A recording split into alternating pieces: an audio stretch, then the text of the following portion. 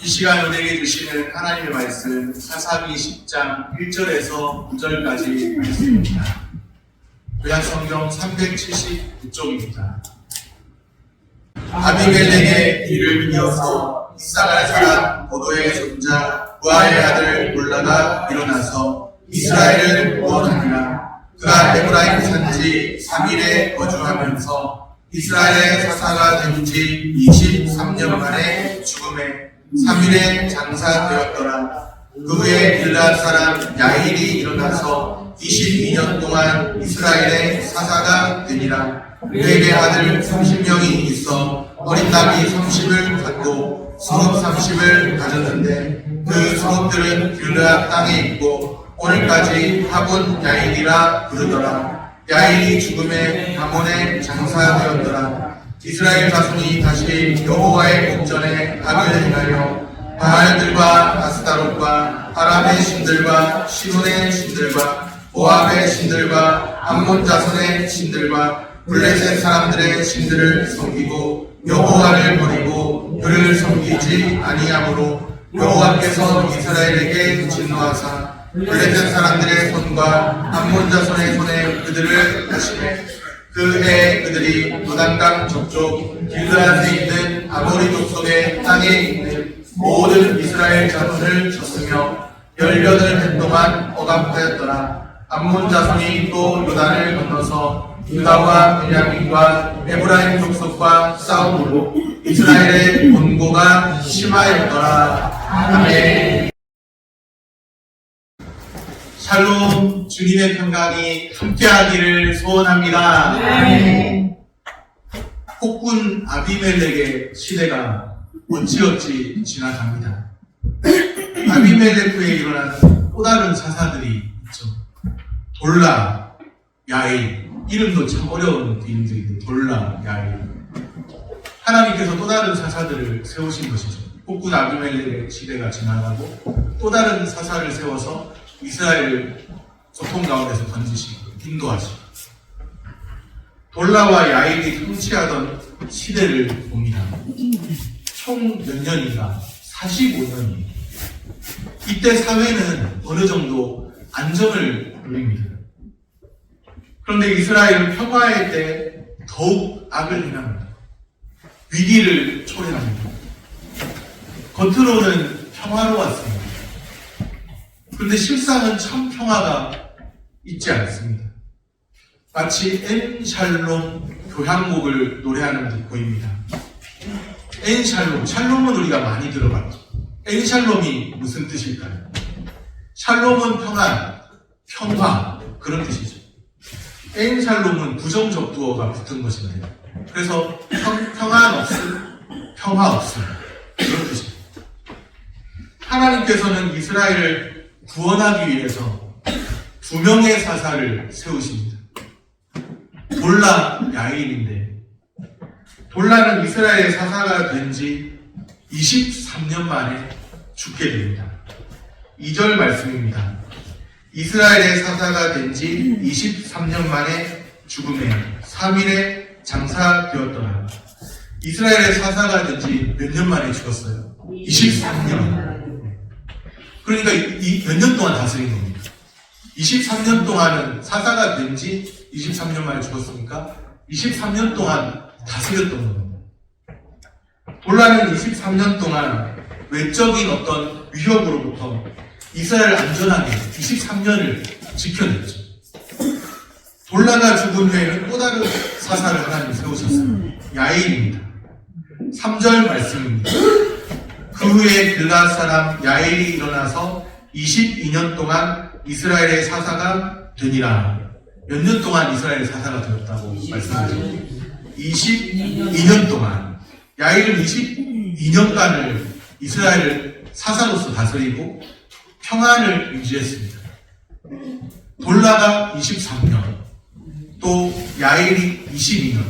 합치면 몇 년입니까? 45년. 이거 빨리빨리 잘하시는 분들은 치매 예방됩니다. 23년, 22년 합치면 45년. 그렇죠. 빨리빨리 잘 나오시네요. 45년이 적은 세월 아니잖아요. 제가 올해 나이로 45년보다 조금 더 많습니다. 한 살 더 많습니다. 45년 세월, 결코 적은 세월이 아닙니다. 볼라와 야일은 어느 정도 사회를 23년, 22년, 45년이라는 긴 시간 동안 사회를 안정시켰습니다. 이스라엘 사회를. 풍요를 가져다 주는 모든 것들, 하나님께로부터 온 것들이 하나님의 선물인데 그것을 알지 못해요.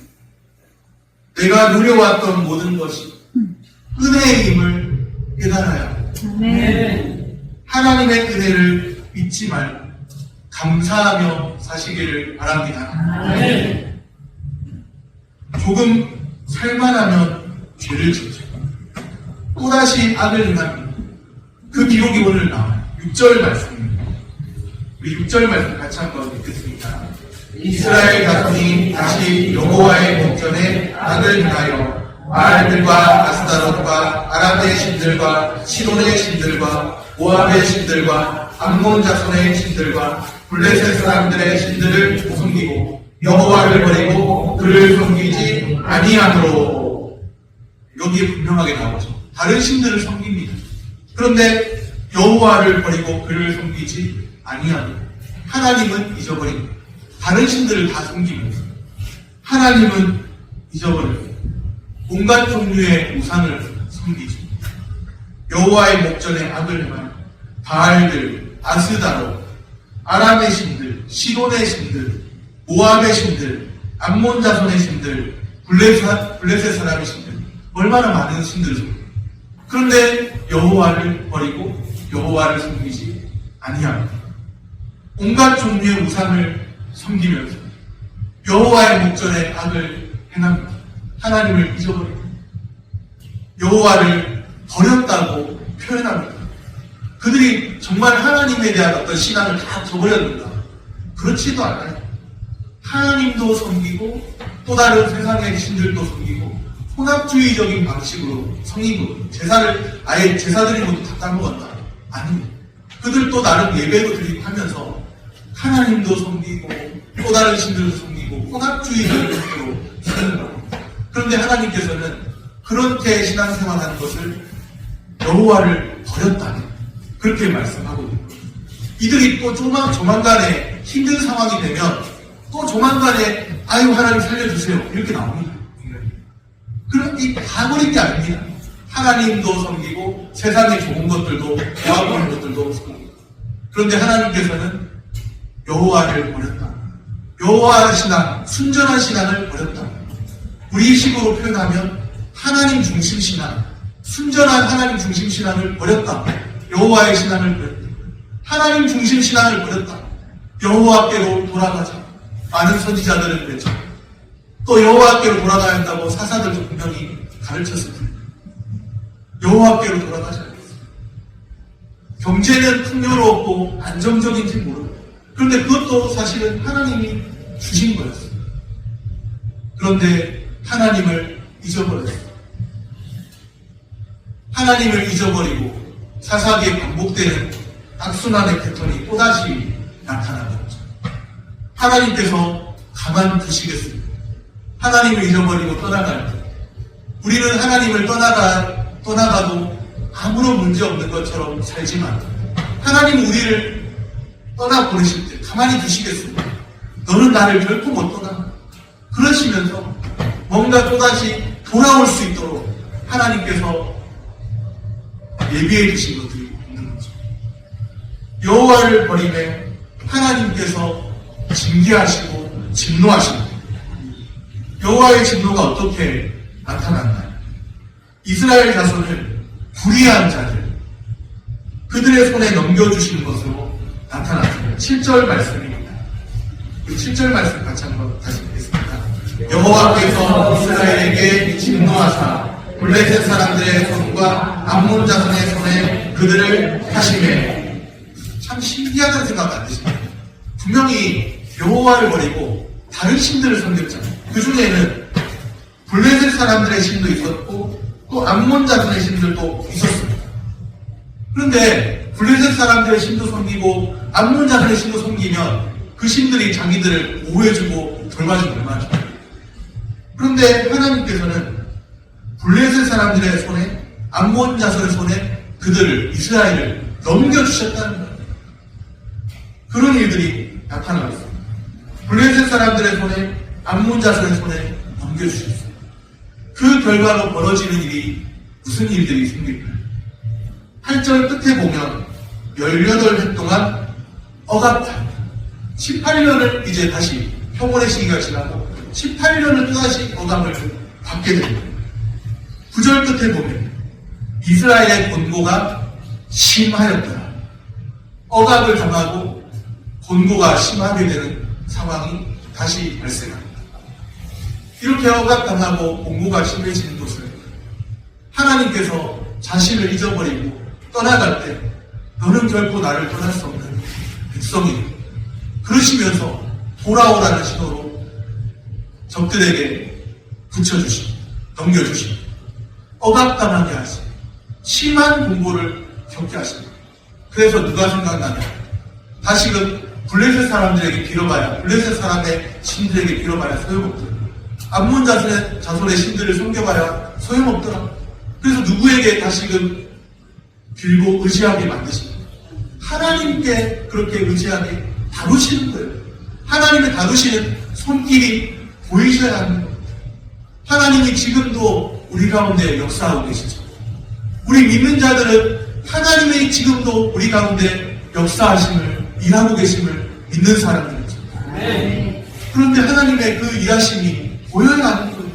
내가 하나님을 떠나갈 때 하나님 나를 어떻게 다루시는가?